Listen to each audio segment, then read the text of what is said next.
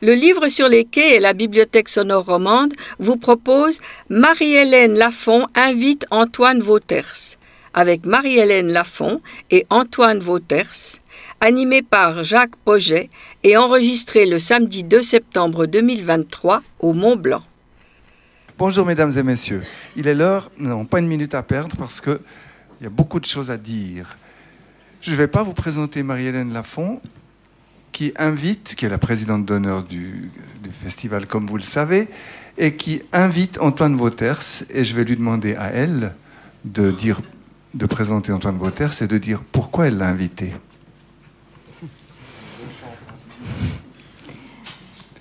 Je l'ai invité parce qu'il mesure 1,87 m. C'est une bonne raison. Est-ce qu'il y en a une deuxième?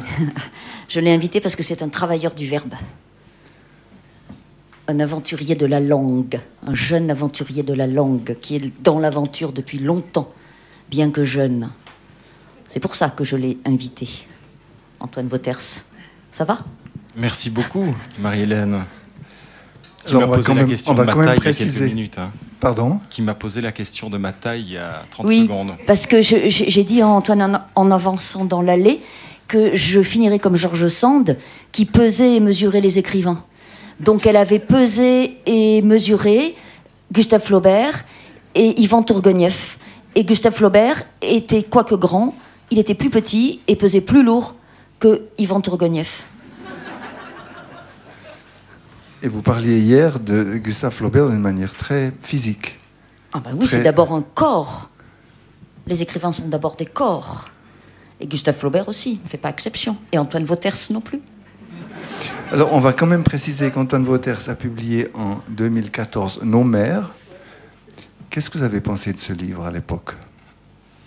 C'est là que j'ai commencé à suivre la piste. À me dire qu'il y avait une langue. C'est ça que j'attends. Oui. Et moi, je n'avais pas lu les précédents, je dois le dire humblement. Les livres qui étaient chez Chêne, publiés chez Chêne. J'allais dire les livres de ça veut poésie. dire que c'est de la poésie chez Chêne. Oui, mais qu'est-ce que c'est que cette partition entre prose et poésie? Qu'est-ce que c'est que ça? Des textes, quoi. Des textes. Donc, j'avais pas lu les précédents, je dois le dire. Mais il y a beaucoup d'éditeurs qui font la différence entre... C'est le marché qui fait la différence. Mais les travailleurs du verbe ne font pas la différence. Alors, je vais tout de suite demander à Antoine Vauters pourquoi il est passé de Chêne à Verdier.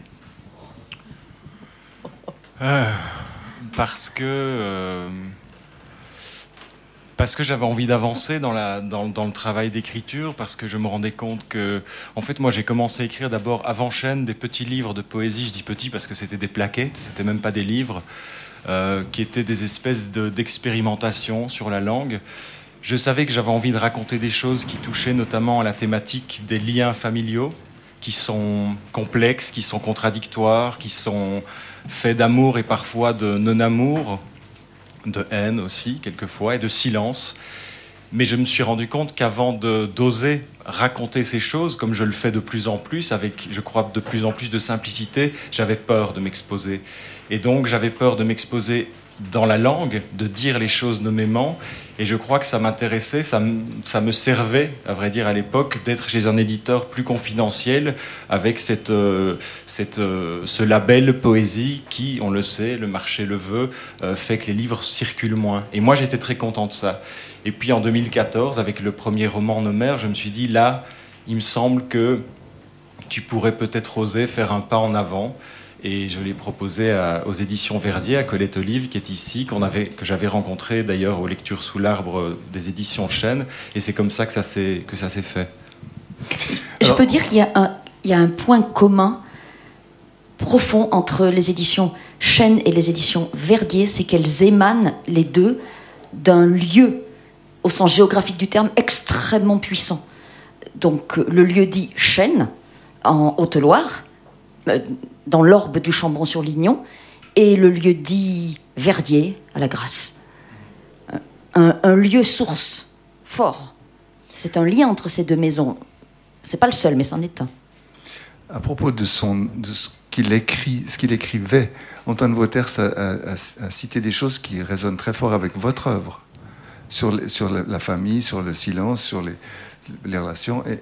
Mais on va y revenir, parce que je voulais quand même signaler qu'en 2018, vous avez publié 2 livres qui, moi, m'ont marqué. Il se trouve que je les ai lus à ce moment-là. Je crois que vous nous avez posé un lapin à... Moi, poser des lapins, ça m'étonnerait beaucoup. Au Salon du Livre à Genève, ou quelque chose comme ça. Je ne sais pas. Il me semble me souvenir de quelque chose comme ça. Mais je n'ai pas regretté d'avoir lu ces livres sans vous interviewer derrière, parce que c'était une belle découverte.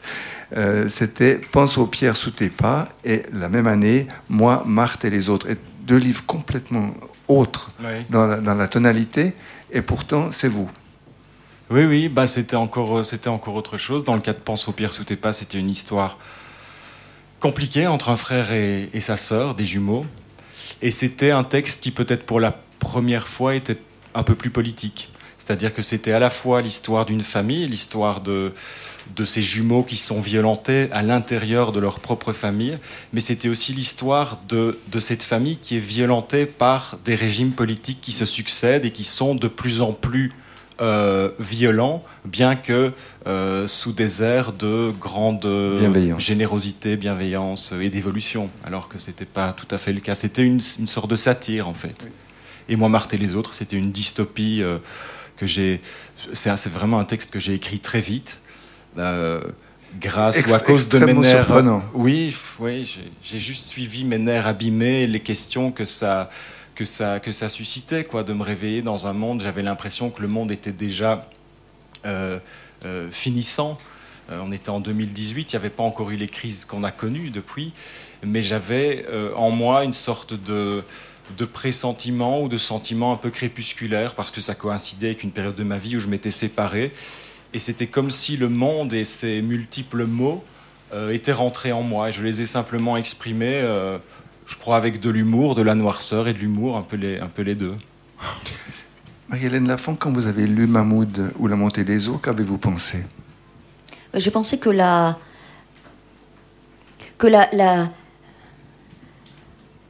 poésie et le politique ne se séparaient pas.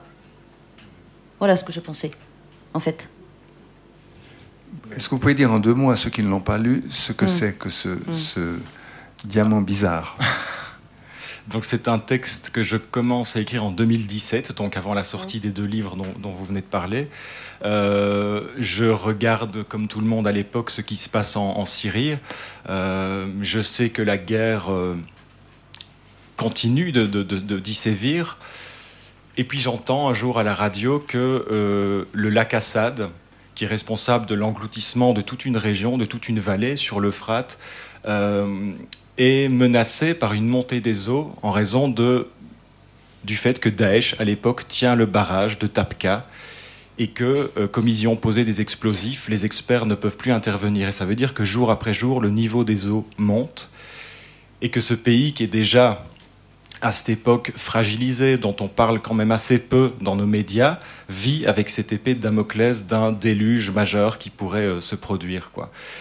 Et je me suis dit, non seulement moi j'avais l'impression de ne pas y connaître grand-chose, de ne pas très bien savoir ce qui se passait en Syrie, je me suis dit peut-être que la poésie pourrait nous permettre d'introduire une sorte de caméra dans cette région un peu oubliée du monde, mais une caméra spécifique. Parce que c'était une caméra que j'avais imaginée comme filmant non pas les confins du pays, ou le pays sous toutes ses latitudes, mais c'était une caméra qui allait plonger verticalement à travers l'épaisseur de temps de toute l'histoire syrienne, et en même temps à travers les épaisseurs de temps du personnage Mahmoud, qui a grosso modo l'âge du pays. Voilà, c'était ça. Donc le point de départ est extrêmement simple. Et je me suis dit, ben voilà, plutôt que de faire une grande fresque sur ce qu'est la Syrie, peut-être que tu pourrais en parler sur un mode presque microscopique, quoi, sur un très petit territoire. Et il se trouve que ce territoire contient pratiquement tout et contient aussi les germes de notre histoire, parce que c'est dans cette région du monde que l'agriculture a vu le jour, que les premières villes ont vu le jour, que l'écriture aussi est née. Donc voilà, ça me semblait intéressant d'en parler. Donc vous êtes parti d'un lieu. Ouais. Ce livre-ci, vous avez remarqué que l'exergue, Marie-Hélène Lafont, l'exergue, c'est « Nous sommes les lieux où nous avons été », c'est Jim Harrison. J'ai cru que c'était du Marie-Hélène Lafont. Ça aurait pu, hein. Hélas, non. oui. C'est une autre façon de dire à quel point nous sommes traversés. Tous. Tissés, traversés. Par la matière du monde. Donc évidemment que cette citation-là m'a happée. Et ça donne des livres. Parfois, ça donne des livres. Il y en a certains qui sont signés Marie-Hélène Lafont, des livres de ce genre. Oui, peut-être. Ça demande... ça donne des livres et ça demande du temps, de l'attente et du travail. Oui, je souscris à ça. C'est-à-dire que cette citation, moi, elle me plaît parce qu'on peut la comprendre et l'interpréter de deux manières, quoi. Les lieux sont les lieux géographiques, les lieux physiques dans lesquels nos corps se déplacent, mais qui traversent aussi nos corps, et puis qui traversent aussi notre écriture. Mais il se trouve que moi, je ne suis pas un grand voyageur, quoi. Si vous lisez le livre, vous verrez à quel point je suis quelqu'un qui est très... pourquoi, je n'en sais rien. Mais j'ai une laisse, je le dis dans le livre, qui doit faire 100 km et qui fait qu'au-delà de ces 100 km, je me sens plus très bien. Ici, on est vraiment très très loin de chez moi. Et jusqu'ici, je tiens bon. Mais c'est vrai qu'enfant déjà, le moindre petit déplacement était pour moi source de grandes inquiétudes. Et donc, ces lieux, moi, j'en ai pas vu tant que ça dans ma vie. Mais par contre, j'ai l'impression qu'écrire, c'est aussi être un fantôme. Et ça veut dire vivre dans d'autres dimensions, et notamment la dimension de l'écriture, de la langue, des livres. Moi, j'ai passé peut-être plus de temps dans le silence qui se trouve au fond des mots, ou qui se trouve entre deux lignes dans un livre, que dans des espaces matériels qu'on peut placer sur des cartes. Et cette citation m'intéresse parce que c'est les deux. On va tous et on vit tous dans des lieux qui sont physiques et absolument non physiques. Et ce livre parle de ça, c'est-à-dire d'un dialogue possible grâce à la littérature entre ce que l'on voit et ce que l'on ne voit pas. Et ma conviction, c'est que ce qui cesse d'être visible n'est pas mort pour autant. Et voilà, et écrire, c'est être en dialogue avec ce qui a cessé d'être visible, c'est-à-dire des grands-parents, des valeurs, des manières d'être au monde qui sont peut-être plus tout à fait à la mode aujourd'hui, mais qui, moi, me semblent contenir des espèces de possibles remèdes à notre présent qui est très tourmenté, qui est très agité, qui est très complexe. Et ce livre-là, c'est une façon de me tourner vers un avant, en me disant qu'il contient peut-être de quoi apaiser notre futur et notre présent. Alors Marie-Hélène Lafont va nous lire tout à l'heure un extrait, mais j'aimerais vous demander, parce que vous avez parlé, Marie-Hélène, des mots, de la manière dont il manie la langue, et puis avec ce que vous venez de dire, j'aimerais vous demander de nous lire la page 9 et la page... pardon, excusez-moi. La page 9, c'est la première. C'est la première, et la suivante, c'est la page 25. D'accord. C'est moi qui lis ? Oui, s'il vous plaît. Juste qu'on entende vos mots de votre voix. Mon accent belge. C'est pour toi, Colette. Hein. J'ai vécu jusqu'à mes 18 ans dans un petit village d'Ardennes où mon imagination se trouve encore. Que je le veuille ou non, tout ce que j'écris vient de là. Des quelques mètres carrés du hangar à poules de Papou, de l'odeur des fraises qu'il cultivait derrière l'église, face aux collines de Ouamont, au-dessus de l'Ourthe et de l'Amblève, des silos à foin de la ferme de Jacques Martin, des bêtes sachant d'instinct trouver le bonheur, des machines agricoles défoncées par l'usage, dans le purin. 25.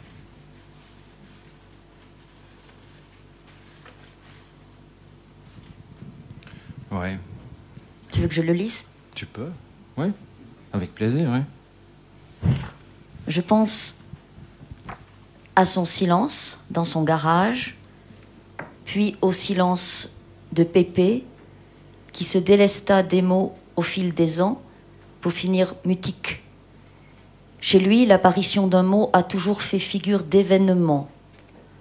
On aurait pu noter d'une croix dans son petit farceur les jours où il parlait. Question. Poursuit-on par nos propres silences des silences entamés plus tôt ? Y a-t-il une communication invisible des silences ? Dans quelle mesure sommes-nous ou non l'amplification des fatigues, blessures et nœuds de nos ancêtres? Quels sont les paysages au fond de la parole? Que voit-on qu'on ne voit pas tant qu'on est en train de parler? Et d'où me vient cette impression, par l'écriture de ces lignes, que je poursuis ton propre silence, Pépé? Qu'est-ce que ça évoque pour vous? Parce que, évidemment, j'ai cherché des passages. En lisant ce livre, j'étais tellement étonné que vous le proposiez, parce que j'avais le souvenir des livres de 2018, et c'est tellement différent. Et je me suis dit, pourquoi est-ce que Marie-Hélène Lafon choisit Antoine Vauters, à part le goût de la langue? Et j'ai trouvé plein de correspondances, et notamment les lieux et le silence. Alors évidemment, ces deux pages-là, celle-là d'abord, là, hein, page 25. Le silence. Oui. Écrire les silences. Comment ça remonte depuis les silences. Les silences qui nous ont précédés, dans les minces lignées, bien avant que nous ne commencions d'être. Et ceux qui nous ont cousu la bouche aussi. Donc ce paradoxe vertigineux, nous avec des mots, à l'écrit et même parfois à l'oral, d'aller à la source de ces silences. C'est un paradoxe intenable, hein. Difficilement soutenable, et sur la corde raide duquel cependant nous nous tenons. Si on entend faire de l'écriture autre chose qu'un aimable divertissement. C'est la matière de vos livres. Oui, c'est donc la matière d'un vertige. Et ce livre, à mon sens, je peux me tromper, hein, mais j'ai trouvé que ce livre était votre livre le plus vertigineux. Et d'une façon un peu plus légère, je dois dire que j'ai souligné page 9. Des bêtes sachant d'instinct trouver le bonheur. Oui, on sait. J'ai souligné page 9. Les bêtes savent-elles d'instinct trouver le bonheur, Antoine Vauters? Non, je réponds non. Mais moi, en tout cas, je sais que je suis une bête qui ne sait pas du tout d'instinct trouver le bonheur. Et quand je regardais, enfant, la ferme de ce fermier, Jacques Martin, et de sa femme, Karine, qui sont devenus des amis, j'avais quand même déjà l'impression, parce que c'était aussi une ferme très respectueuse des animaux. C'était pas encore des immenses exploitations. Il y avait C'est pas la ferme des 1000 vaches, vous voulez dire? Du tout, non. Il y en a une centaine, ça reste quand même correct. Mais je sais pas, j'avais l'impression, et je parle aussi de l'éternité qui est contenue dans le regard d'une vache. Ça me fascinait, enfant. Je les regardais, j'y trouvais une source d'apaisement, et en tout cas, je devais bien constater qu'elles semblaient, ces vaches, beaucoup plus calmes que moi, et que ne l'étaient mes grands-parents, mes oncles, qui étaient des gens parfois très nerveux, parfois même assez violents, et ça me voilà, ça me faisait beaucoup de bien de passer du temps là-bas. Mais ce que j'ai trouvé... alors, j'ai souligné cette phrase, et quelques pages plus loin, il y a l'esthétique de la rumination. La rumination comme art poétique, qui est déployée aussi dans ce livre. Donc, bon, mais très, très... enfin, au-delà des histoires, parce que dans Pense au pas ou dans Marthe, il y a le détour des histoires, et il y a une empoigne politique aussi dans Marmoud, dont personnellement je ne suis pas familière, avec laquelle je n'ai pas forcément beaucoup d'affinité, ou du moins dont je n'ai pas l'audace. Mais le socle, l'humus commun qui fait l'écrivain, à mon avis, encore une fois, pardonnez-moi, c'est un peu obsessionnel, mais c'est le rapport à la langue. Et la langue, le rapport à la langue, il relève de la rumination, et il vient des steppes lointaines des silences. Donc on est en commun pays. Voilà. Alors, il faut quand même préciser une chose, hein, Jacques Martin. Pardonnez-moi, oui, Antoine, oui. Mais je ne sais pas si vous savez... Bien sûr. Je suis au courant. Pour les gens de ma génération, Jacques Martin, c'est l'école des fans le dimanche après-midi. Ouais. Alors, on est loin de la ferme de votre Jacques Martin. Ouais, mais ça il faut quand même, je crois, préciser... Je pensais qu'il s'appelait vraiment comme ça. Mais il s'appelait vraiment comme ça, votre Jacques Martin. Vous ne changez pas son nom. Oui, oui. Si, non, j'ai pas changé. Mais c'est marrant parce que les deux remarques que Marie-Hélène fait, c'est les bêtes sachant d'instinct trouver le bonheur, mon éditrice, m'avait dit Antoine, c'est faux. Et j'avais dit oui, je sais, mais je maintiens, je persiste et signe, c'est pas grave. Et Jacques Martin aussi, parce que voilà, on est là. Enfin, moi, je suis un grand joueur et le texte parle aussi du jeu. Et je trouvais amusant qu'il puisse y avoir une confusion possible dès le début, un malentendu. Voilà. Parce que Jacques Martin draine derrière lui donc Nicolas Sarkozy, puisqu'ils eurent en commun une épouse. Vous voyez un peu jusqu'où ça va, Jacques Martin. C'est énorme, Jacques Martin. Et Vanessa Paradis, qui débuta, la délicieuse et sucrée Vanessa Paradis, qui débuta à l'école des fans. Hein, mais ce sont là des réalités que les gens de moins de... Enfin bref, vous voyez ce que je veux dire, ne peuvent pas connaître. J'ai été sidéré que vous ne changiez pas. Beaucoup regardé. Oui, c'est vrai. Ah, oui. Je me suis dit, mais comment il a laissé ça? C'est pas possible. Ben, par exemple, récemment, il y a la RTBF qui est venue pour me poser des questions. Je les ai fait venir dans le village et on est allé dire bonjour à Jacques Martin. Ça, c'est une bonne séquence TV. Ça, je suis d'accord. C'est super. Mais on n'est pas dans le même registre, là. Non, mais c'est pas grave. Mais il est encore vivant. Oui, il est toujours vivant, oui. Mais je crois, au fond du fond, il y a tout ce qu'on est en train de dire là, mais après, qu'est-ce qui fait qu'on écrit ce genre de livre? Moi, je pense que c'est parce que je vis avec l'impression que je vais mourir à tout instant. Donc, je me suis dit à 40 ans, raconte ça, raconte les lieux où tu as grandi, raconte les gens qui t'ont vu grandir et qui t'ont donné des choses. Il y avait ça. Et puis, il y a une grande nostalgie aussi et l'envie de nommer les lieux tels qu'ils sont vraiment, même si ça peut sembler exotique. Il y a des gens qui m'ont dit ah, Antoine, c'est exotique, mais c'est pas du tout exotique. Enfin, quand un Américain parle des petites rivières, je sais pas, de sa région à lui, tout le monde dit c'est intéressant, c'est universel. Donc moi, je tenais à ça, je tenais vraiment à parler de ça, et donc j'ai voulu garder les noms. Et quelquefois, bon voilà, j'ai déjà eu des réactions de gens qui me connaissent et qui connaissent les gens qui sont dans le livre.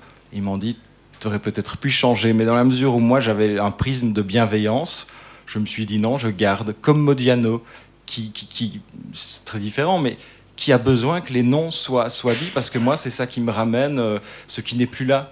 Voilà. Alors la question de la nostalgie, ça nous sépare pour le coup. Voilà, ça m'a beaucoup frappé. D'ailleurs, le mot explicitement est dans le texte. Absolument, on est d'accord. Ouais, ouais. Voilà. Et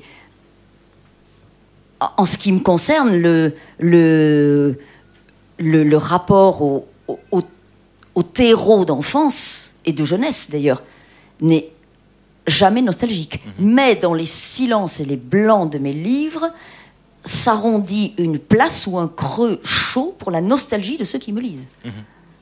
Et je n'en disconviens pas, ça me va très bien.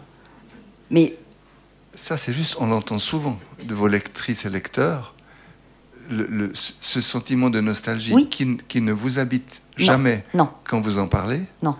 Et qui n'habite pas votre écriture. Je ne crois pas, mais j'ai bien compris, dès que j'ai commencé à accompagner mes livres, il lui fallut être cadenassé comme un coffre-fort pour ne pas le comprendre, que c'est l'auberge espagnole, la lecture, hein, c'est-à-dire que chacun apporte son manger, j'ai envie de dire, et ce qu'il est. Alors Antoine Wauters, vous avez déjà répondu à ma question suivante, qui était pourquoi à 40 ans, pourquoi si jeune? Voilà, revenir. Mais vous avez déjà répondu, donc je vais passer à la suivante, parce que le temps tourne.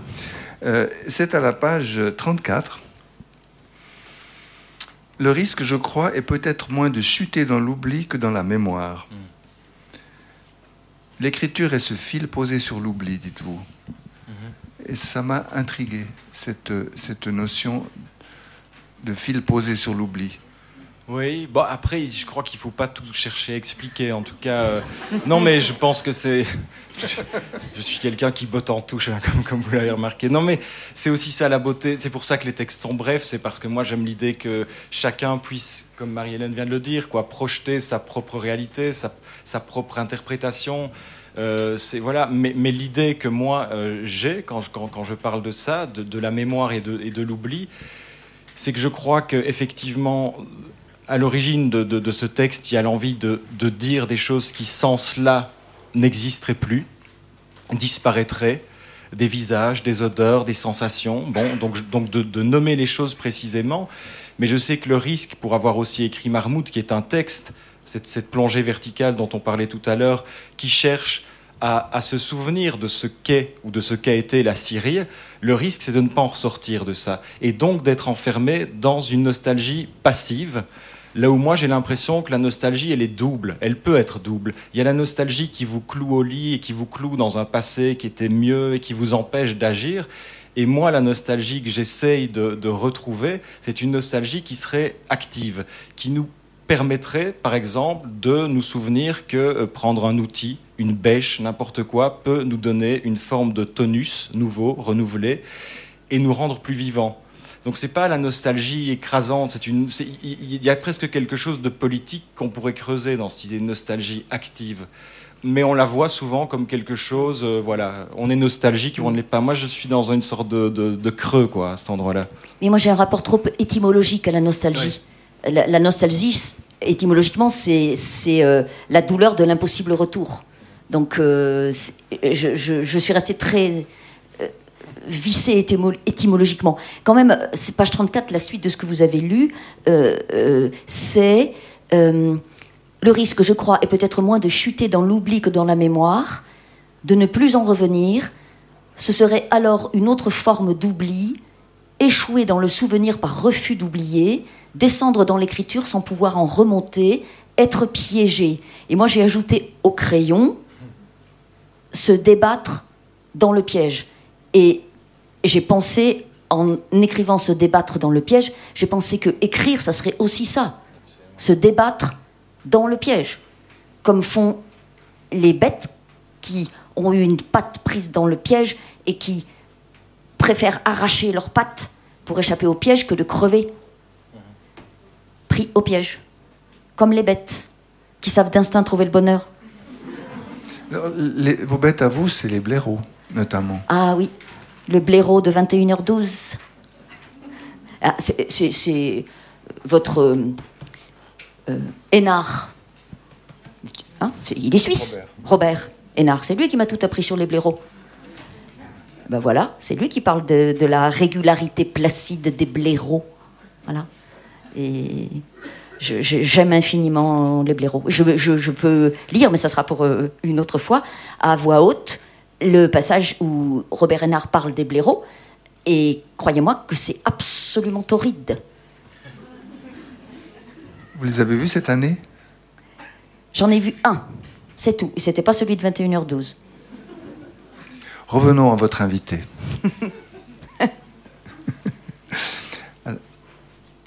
Les mots.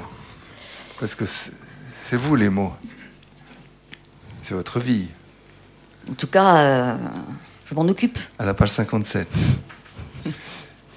Page 57. J'ai chaque fois un peu peur, moi, maintenant. Je ne sais pas quand... Vous avez peur de quoi ? Je ne sais pas, de ne plus me souvenir, justement. Oh, mais on va suivre ensemble sur le livre. On voudrait poser toutes ces questions à celui qui a écrit. On vous prêtera le livre. Oui, d'accord. Comme on faisait à l'école quand on suivait à deux sur un livre. Donc, page 57. Voulez-vous que je lise quelque chose ? Volontiers. La page 57. J'ai longtemps vécu et vis encore avec le sentiment que les mots sont la seule vraie présence en moi. Ce qu'il y a de plus tangible. Pas mon cœur ni mes mains. Leur incessant passage, leur calme violent, leur éclat. Je ressens comme une certitude que l'écriture n'est pas une activité. C'est un pays, un lieu qui me devance et vers lequel je tends. Le seul endroit où l'on peut me trouver est le seul où je me trouve. Partout ailleurs, je n'y suis pas. Je n'ai lieu que là.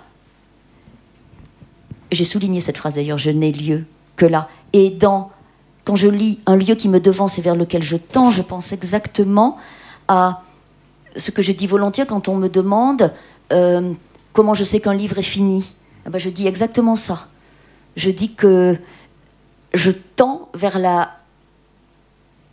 dans le chantier d'écriture, je tends toujours vers une ligne d'horizon qui se dérobe au fur et à mesure que je marche, comme se dérobent toujours les lignes d'horizon devant les marcheurs. Et l'écriture, en ce sens, relèverait exactement du même processus. Et le verbe tendre, voilà, vers lequel je tends, dit ça très exactement. Un lieu qui me devance et vers lequel je tends. Mais l'écriture, ça serait ça aussi.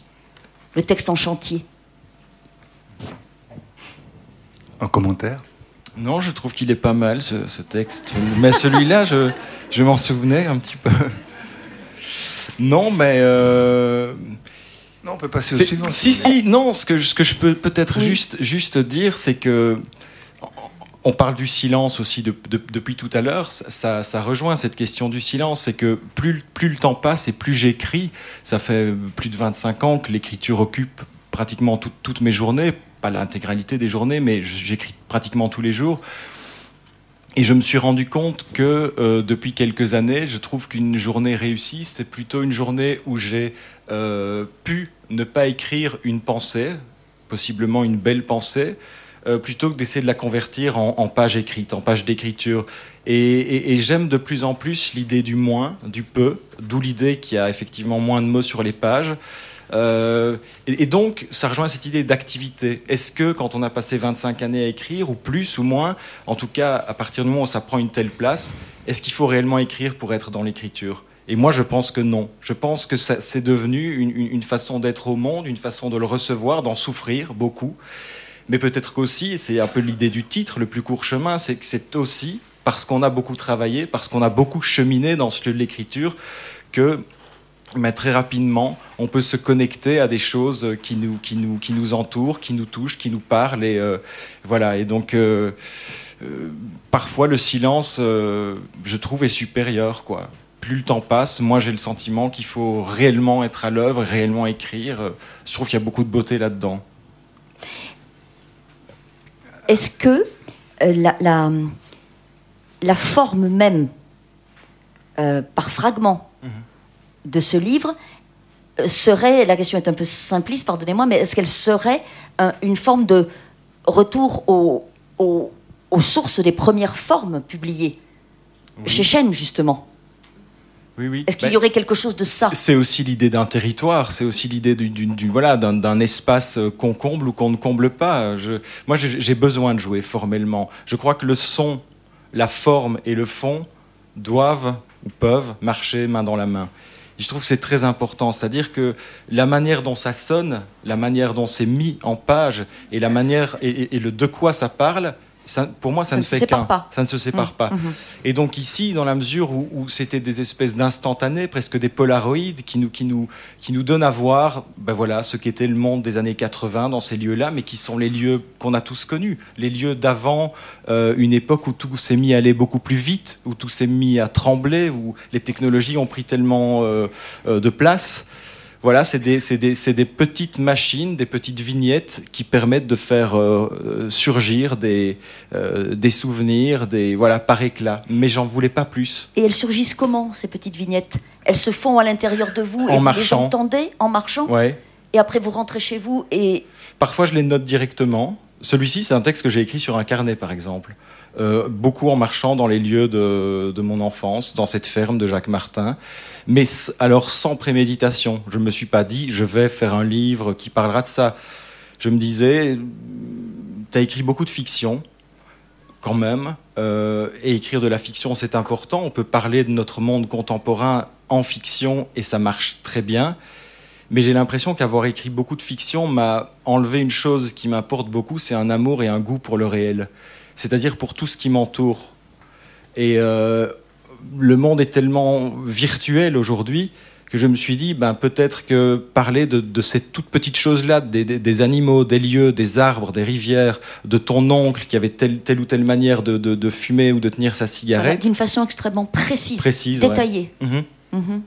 mais que c'était une manière de nous, en tout cas moi, de retrouver un chemin vers plus de réel et de me réapproprier quelque chose qui, parfois, j'ai le sentiment qu'on vit dans un monde où tout ça s'éloigne très fort, quoi. Dans quelle mesure est-ce qu'une série Netflix n'est pas, pour beaucoup d'entre nous, plus réelle que ce qu'on devrait être en train de vivre? Et je me pose souvent ces questions-là. Donc voilà, c'était ça l'idée aussi, retrouver un amour pour le réel ou du réel. Oui. Alors, c'est pas du tout votre problème à vous. Le réel est dans vos romans d'une manière... Moi, je suis dépassée depuis toujours par le réel. Alors, en vous écoutant, Antoine, je mesure quelque chose, c'est que vous avez dit 25 ans. Vous écrivez depuis 25 ans. J'écris aussi depuis 25 ans. Bien que je sois beaucoup plus âgé que vous. Ça veut dire que vous avez toujours déjà écrit, quasiment. Oui, à partir de mes 15 ans. Voilà. Plus ou moins, ouais. Et pour toutes sortes de raisons, moi, je suis toujours enfoncée dans le réel, engloutie, percutée, traversée par lui.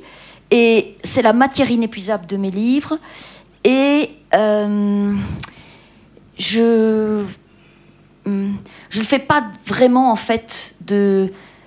C'est pour ça que j'ai dit ça de manière un peu... qui peut paraître un peu à l'emporte-pièce tout à l'heure, mais je ne fais pas tellement de différence entre une prise en main qui serait de l'ordre de la poésie ou de la prose de cette matière du réel. Je la malaxe comme je peux, d'une façon totalement empirique, avec aussi le sentiment aigu de n'avoir pas assez de temps pour aller au bout. Voilà. Mais peut-être parce que j'ai commencé tard, je l'ai déjà dit, pardonnez-moi. Il n'empêche que ça passe aussi, et ça m'a beaucoup frappé dans ce livre, ça passe aussi par une attention extrême, aiguë, presque douloureuse parfois, aux détails. Extrêmement précis. Voilà. Et le mot juste est la juste place.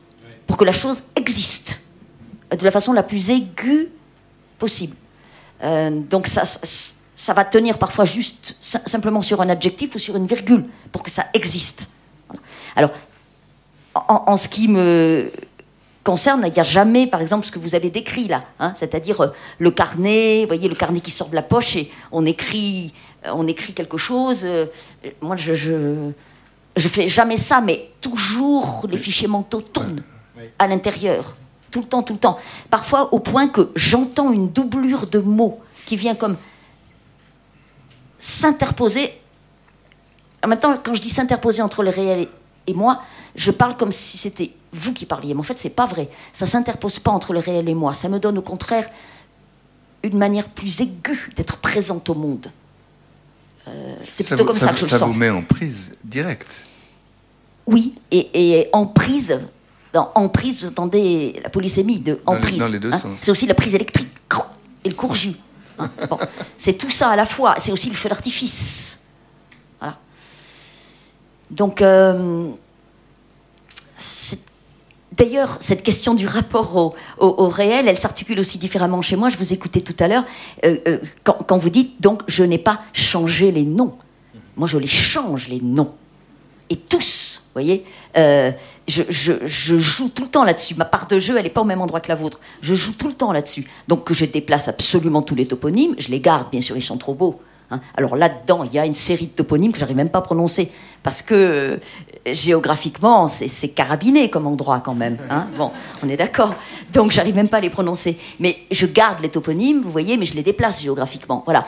Et les patronymes, alors là, moi, je fais Salmigondi, hein, Jacques Martin... Alors, vous voulez nous lire un passage? Vous avez choisi un passage. Oui, j'avais choisi un passage. Peut-être c'est le moment, oui. Oui. Qui est plus loin dans le livre. Donc ça, c'est votre choix. Oui. Et c'est encore une référence à Gustave Flaubert. Je vais vous dire pourquoi. Si vous permettez, Antoine, je gloserai la phrase qui a fait référence à Flaubert. Donc, Antoine Vautère s'écrit: après ma prière du soir, je faisais des prophéties. Vous aviez 10 ans, c'est ça? Oui, plus ou moins. Voilà. Donc, après ma prière du soir, je faisais des prophéties.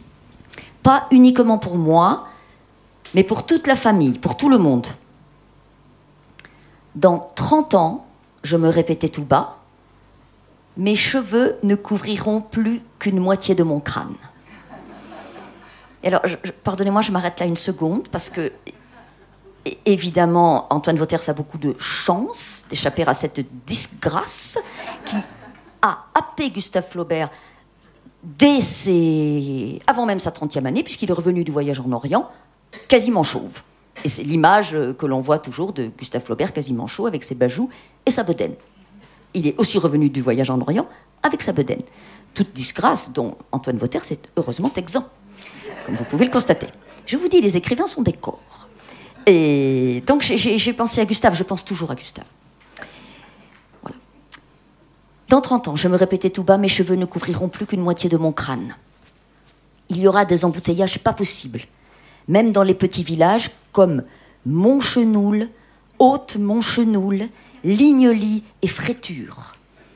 Mais je prendrai toujours le même plaisir à répéter leurs noms. Dans 30 ans, 086 400 638, le numéro de téléphone de Pépé et Mémé ne sera plus attribué. Et André de Hanut, la bonne amie de Mémé, reposera sous terre, elle aussi. Dans 30 ans, je ferai quelques compromis, mais ne travaillerai pas dans un bureau. Aucun bureau. Dans 30 ans, personne ne se souviendra qu'ici, le long de la rivière, au milieu de vieux clous, de sabots et de boyaux de chèvres, vivait une très vieille dame nommée Marie. Dans 30 ans, ma moustache sera aussi imposante que celle de l'oncle Thomasy, qui, depuis sa tombe wallonne, enverra des messages aux vivants pour qu'ils le réenterrent en Flandre. Mais qui sait, dans 30 ans, s'il restera des gens pour comprendre la langue des fantômes. C'est aussi la langue des fantômes qui est parlée là. Vous ne pratiquez pas. Moi, je ne sais pas bien ce que je pratique. Vous ne savez pas ce que vous pratiquez? Je ne crois pas. Je sais que vous ne me croyez pas, mais...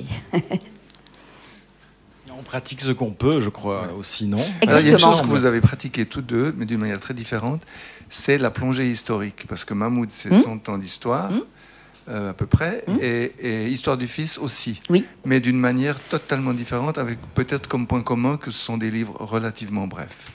Bien que Mahmoud soit un peu plus long, je pense. Mais vous avez donné 100 ans d'histoire française incarné en combien? 170 pages. Oui, 170 pages, oui. Oui. C'est la même chose, 170. Oui, pardon. Pardon. Mais vous voyez, la façon d'en user et de travailler la matière historique et la matière politique, qui sont les miennes, sont très empiriques et je les constate et j'en trace les contours a posteriori. Et j'ai le sentiment, je peux me tromper, en vous lisant que votre manière d'en user avec l'histoire et avec la dimension politique de nos existences n'est pas du tout la même. Parce qu'il y a un livre que nous n'avons pas cité, Jacques Pauget, c'est Le Musée des contradictions. Oui, c'est juste. Oui, et ça c'est aux éditions du Sous-Sol, c'est en 2022, je crois. Vous avez eu le Goncourt de la Nouvelle avec. Oui. Et c'est un texte très politique. Enfin, vous pouvez peut-être nous dire, c'est très politique. Mais oui, mais je rejoins ce que vous dites. C'est qu'on ne sait pas toujours ce qu'on fait. On n'a pas toujours de plan. On avance dans une forme de brouillard. Et les mots sont des guides, quoi, des phares qui nous permettent d'avancer au milieu de tout ça. Moi, j'ai étudié la philosophie, mais j'ai pas l'impression que c'est mon intellect qui guide le propos des livres. Je crois que depuis l'enfance, je suis quelqu'un qui ressent les choses très fort. C'est ce que ma maman me répétait déjà quand j'étais très petit. Je faisais les maladies 3 fois plus fort que mon frère, enfin tout. Et j'ai l'impression que c'est ça que j'écoute quand j'écris. Et c'est même pas tellement de l'écoute, c'est que parfois je me sens tellement irrité par la manière dont les choses fonctionnent, dysfonctionnent, alors qu'il me semble parfois que le monde pourrait être beaucoup plus beau, avec finalement assez peu de moyens, que ça me met en colère, quoi. Ça me met en rage. Dans le cas du musée des contradictions, comme dans le cas de Marmoud, c'est une manière de dire ce qui est en train de se passer, je ne le supporte plus. Mais ce n'est pas mon intellect qui ne supporte plus, c'est ma santé nerveuse.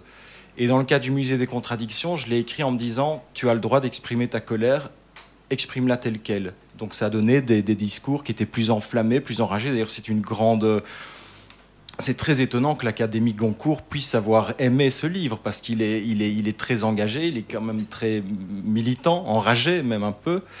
Et dans le cas de Marmoud, c'est l'inverse. C'est-à-dire que c'est la même colère, c'est la même envie de dire ce qui se passe là-bas, il faut qu'on en parle, peut-être qu'on pourrait essayer d'y être un peu sensible, peut-être que si on pouvait avoir un peu plus d'empathie, ce serait pas mal, mais tout le travail dans le cas de Marmoud, c'était moins l'écriture, moins trouver les phrases, les mots, les vers, que d'essayer d'accomplir en moi un travail de pacification, faire en sorte que cette colère que je ressentais, là, pour le coup, soit transformée en discours fraternel, humaniste et doux, si possible doux. Voilà, moi, la douce, je suis quelqu'un de parfois très tempétueux, mais pourtant, je crois qu'au fond, je suis un être assez doux.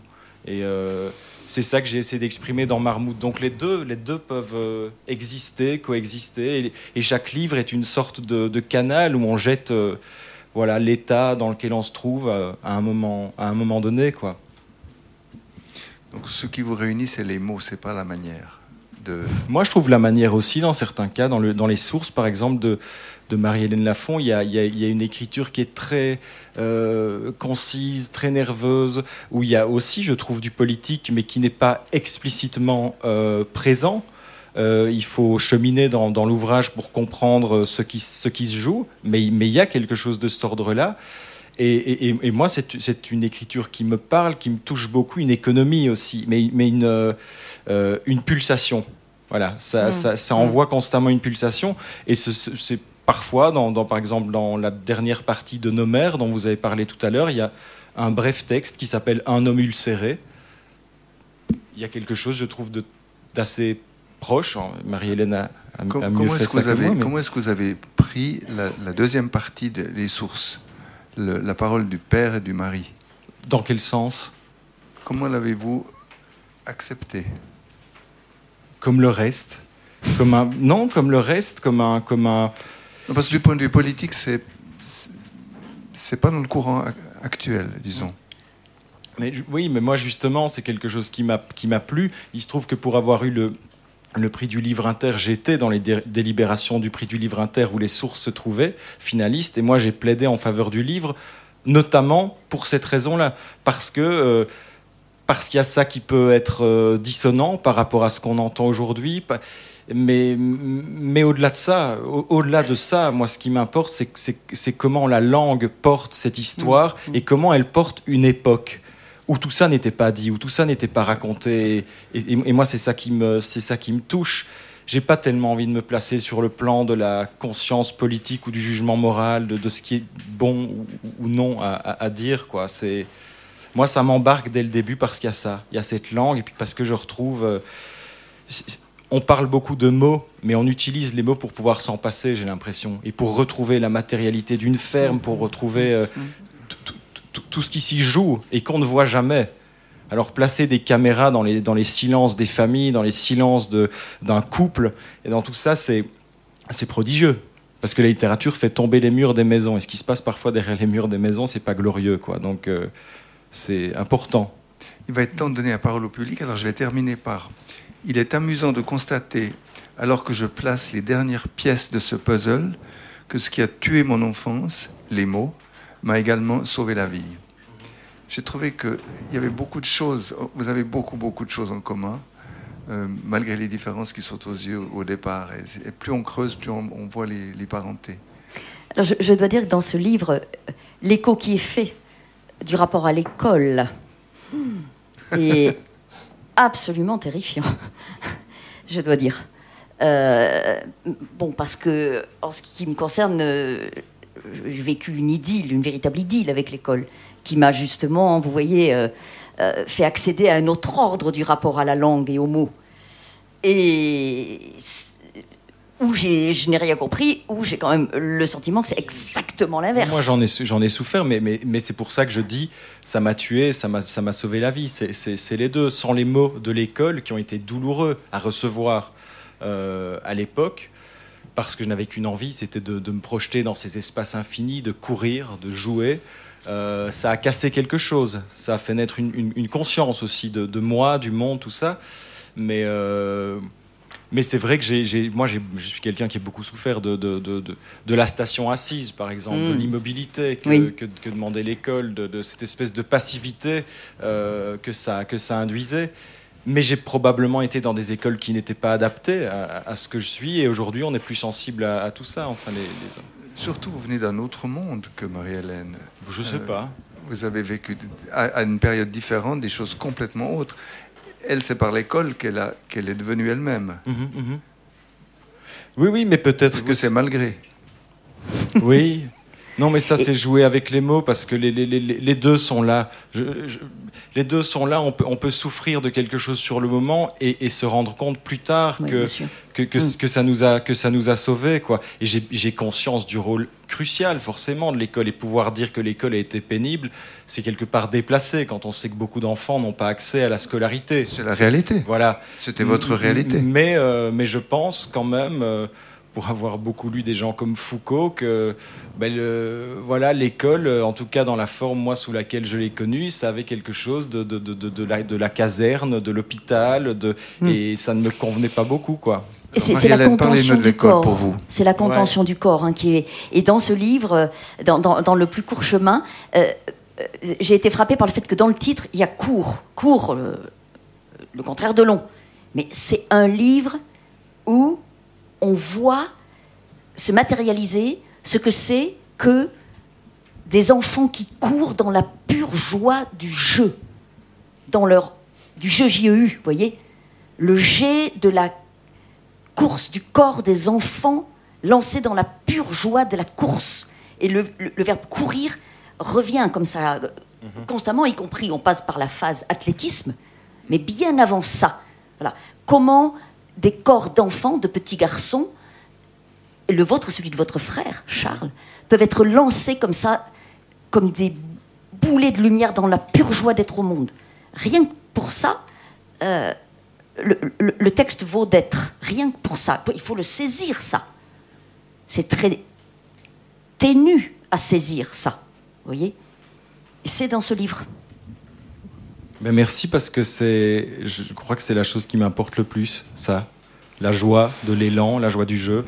Je suis un être parfois un peu sinistre, mais ce qui m'importe le plus dans l'écriture et par l'écriture, c'est de rappeler cette chose fondamentale qui est la joie. Et on vit une époque qui n'est pas toujours joyeuse. Le livre, pour moi, c'est ça. Transformer quelque chose qui est parfois sombre en lumière, en élan. Ouais. Donc merci beaucoup, Marie-Hélène, d'avoir saisi ça. Et merci d'avoir invité Antoine Vauters. Qui désire la parole ? Est-ce qu'il y a des questions ? Madame, s'il vous plaît. Pardon. Christian Bobin disait « Peu de livres changent une vie, mais quand ils la changent, c'est pour toujours ». Est-ce que vous avez des livres qui ont changé votre vie ?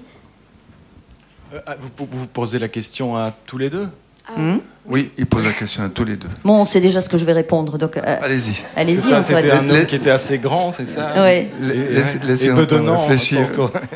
Moi, c'est Un cœur simple. Ouais. Voilà. C'est Gustave Flaubert, c'est Un cœur simple. Et c'est vraiment une collision heureuse. Moi, je dirais que c'est un auteur... il y en a plusieurs, mais le premier qui me vient à l'esprit, c'est Thomas Bernhard, un auteur autrichien. Moi, j'étais asthmatique quand j'étais enfant, j'en parle dans le livre. Et ce type, quand je l'ai lu pour la première fois, j'avais 16 ans. C'était une époque où j'étais encore un très petit lecteur. Mais mon professeur de français m'avait dit « Tu devrais lire ça ». Et quand je l'ai lu, ça m'a coupé le souffle. Et bizarrement, me le coupant, je me suis dit « Waouh !» Là, il y a quelque chose d'incroyable. C'est-à-dire que le type est capable, pendant 3 pages, de nous empêcher de respirer. Par sa ponctuation, par la sinuosité de ses phrases. Et moi, ça m'a fasciné. Et puis après, je me suis dit, ok, alors peut-être que par la littérature, on peut se créer un souffle qui nous manque dans la vie de tous les jours, quoi. Vous voyez, quand je vous dis que c'est une affaire de corps, le corps des écrivains, vous avez entendu, couper le souffle, etc. D'autres questions, d'autres interventions? Alors moi, j'ai une question sur où nous sommes.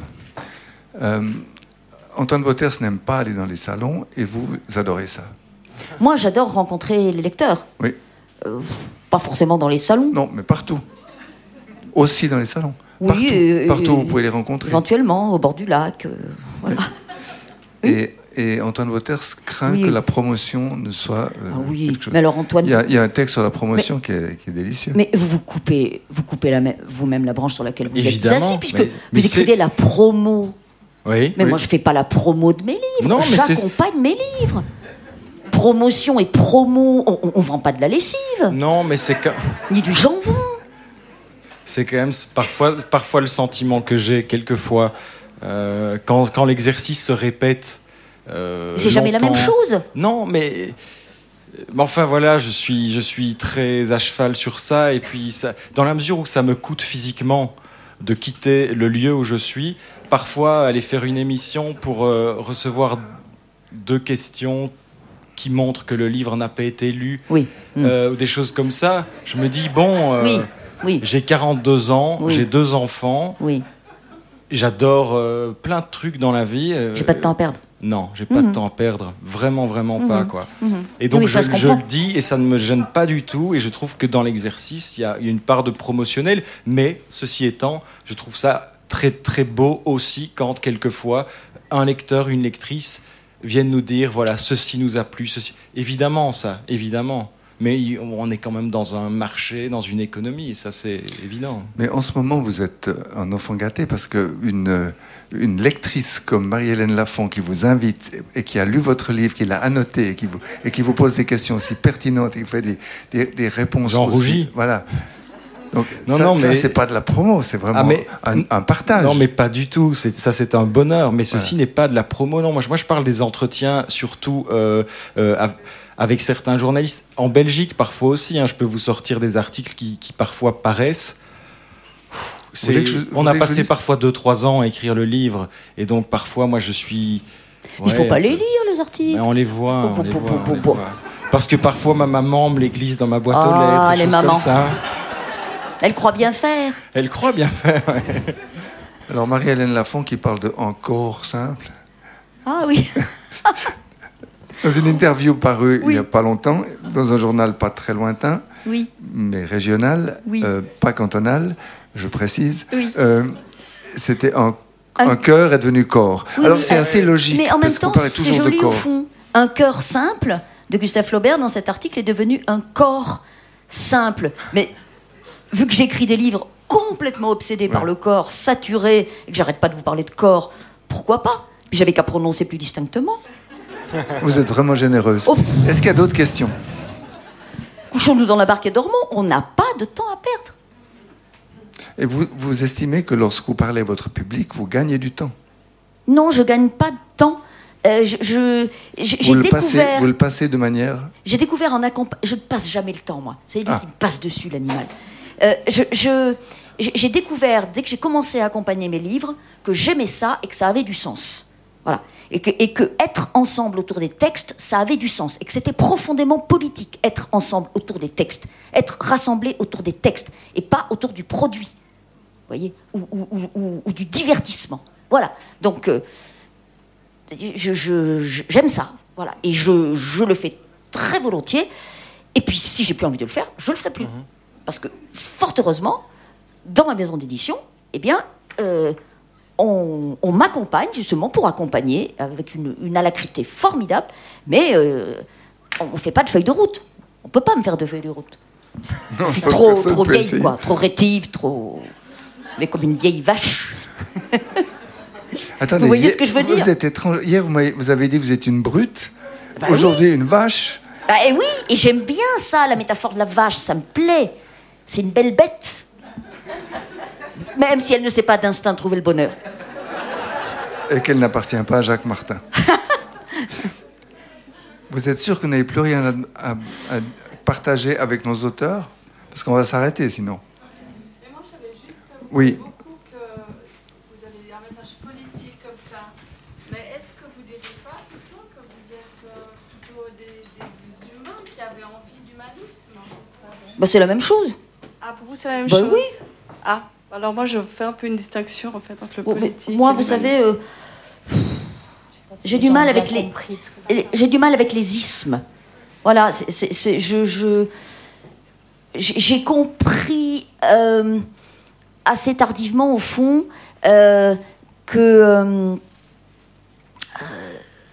écrire même des histoires apparemment très infimes, de paysans très infimes, perdus dans un pays perché du fin fond du Cantal, avait une dimension politique, au sens où voilà, ça permet peut-être un peu d'être dans le monde et de faire face au monde tel qu'il est, vous voyez. C'est ça que je veux dire, tout simplement. Tout simplement. Alors, c'est une forme d'humanisme, ça, non? Ou je me trompe? Voilà, c'est comme ça que je l'entends, vous voyez. Mais plus les mots sont larges, plus je me noie dedans. J'ai eu l'occasion de dire, c'est en contexte, nous sommes au bord d'un lac, et je nage comme une clé à molette, vous voyez, donc je me noie dans les mots très grands, toujours. Donc il faut que je trouve des passerelles, et je fais autrement, comme je peux, de façon très empirique, madame. Antoine Vauters, vous allez retourner nourrir les poules et pétrir la terre? Là non, 2 mois, je suis pris pendant 2 mois. Mais vous retournerez tout de même toucher terre. Très peu. Mais content, très content. Ah, moi je suis quelqu'un depuis que je suis enfant, quoi que je dise, et surtout quand je dis la vérité, on ne me croit pas. Et ça c'est vraiment terrible. C'est vraiment terrible. Non, mais je peux dire dans le livre que je déteste la promo. Voilà, il y a une joie possible dans tous ces moments, évidemment, et je rejoins Marie-Hélène, on reste libre. Les éditions Verdier nous laissent complètement libres, c'est évident, et donc ça veut dire qu'à partir du moment où la configuration ne fait plus sens pour moi, pour nous, on le signale et on arrête. Donc voilà, mais oui, j'aime aussi l'idée de scier la branche sur laquelle je me trouve. Ça permet d'avoir peut-être moins d'invitations qui ne m'intéressent pas, quoi, c'est une stratégie comme une autre. Non pas assis, la branche sur laquelle vous vous trouvez, non pas assis, mais perché. Perché, au perché. Alors, on a encore 3 minutes, parce qu'on m'a demandé d'arrêter au plus tard, à moins 20. Donc, on a encore un tout petit instant. Il est question d'éditeurs. Et hier, vous avez expliqué que votre éditrice vous avait suggéré fortement la deuxième partie de votre parce livre, que je lui ai demandé de l'aide, parce que je n'avais jamais fait auparavant en ces termes-là. Voilà. Et tout à l'heure, j'étais en entretien avec... le thème, c'était éditer une passion, et puis il y avait des éditeurs et des auteurs qui parlaient de leur relation à leur éditeur. Alors, vous avez, vous, Marie-Hélène, une relation très spéciale avec cette éditrice, puisque vous lui avez pour la première fois envoyé un texte en cours de fabrication, un fichier qui n'était plus mental, mais qui était sur l'établi, qui était encore en chantier. Donc je savais qu'il était en chantier ouvert. Le chantier n'était pas clos. Est-ce que c'est quelque chose que vous faites aussi ou pas du tout? Non, mais voilà, ça pourrait se produire, mais c'est vrai que jusqu'ici, ils sont finis la plupart du temps. Si tant est que les livres soient jamais finis. Voilà, on essaie d'aller au bout du bout, quoi. Mais parfois, je sens que il me manque peut-être des moyens techniques pour faire ce que j'avais vraiment envie de faire, mais bon, voilà. C'est pareil pour tout, pour la menuiserie, pour les travaux de rénovation. On a des limites et on apprend, on s'améliore. Mais moi, j'aime aussi maintenant l'idée que ça soit imparfait. C'est pour ça que ce livre, je l'ai pas tellement retravaillé, quoi. Je trouve ça beau aussi, la beauté des choses imparfaites. Voilà, j'y suis sensible. C'est extraordinaire parce que l'éditeur de POL disait la même chose. Voilà. C'est que l'imperfection fait partie de la beauté du livre, du texte. On peut gommer des choses très importantes, en tout cas importantes parce qu'elles racontent ce qu'on est, et on est absolument... Écrire, pour moi, c'est ça, c'est se traverser de part en part. Et ce qu'on y découvre, c'est à la fois très beau et très moche. Et donc, je crois que dans l'aspect formel, dans ce que les gens liront, il y a de ça. Et si ce n'est que beau, quel est l'intérêt, quoi? Il faut des aspérités parce que c'est là qu'on se trouve. Mais moi, je ne cherche pas à ce que ce soit beau, je cherche à ce que ce soit juste. Voilà, oui. Au sens musical du terme. Oui, et architectural aussi, dynamique. Vous voyez, un livre, c'est aussi une architecture de sens et de forme. Donc, absolument, ouais. Juste, plus que beau.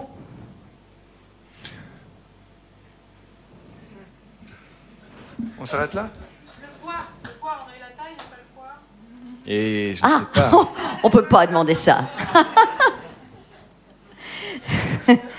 Flaubert, c'était 1m87 et plus de 90 kg, 95 je crois. Tourguenieff était plus grand mais plus mince, moins bedaine.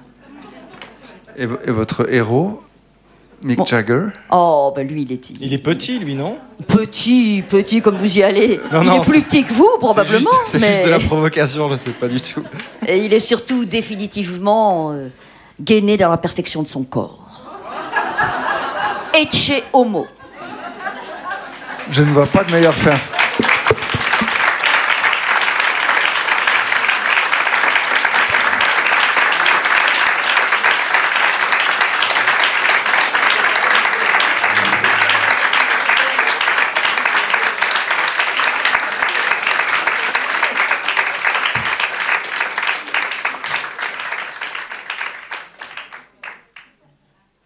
C'était Marie-Hélène Lafont invite Antoine Vauters avec Marie-Hélène Lafont et Antoine Vauters, enregistré le samedi 2 septembre 2023 au Mont-Blanc par la Bibliothèque sonore romande pour la 14e édition du Livre sur les quais.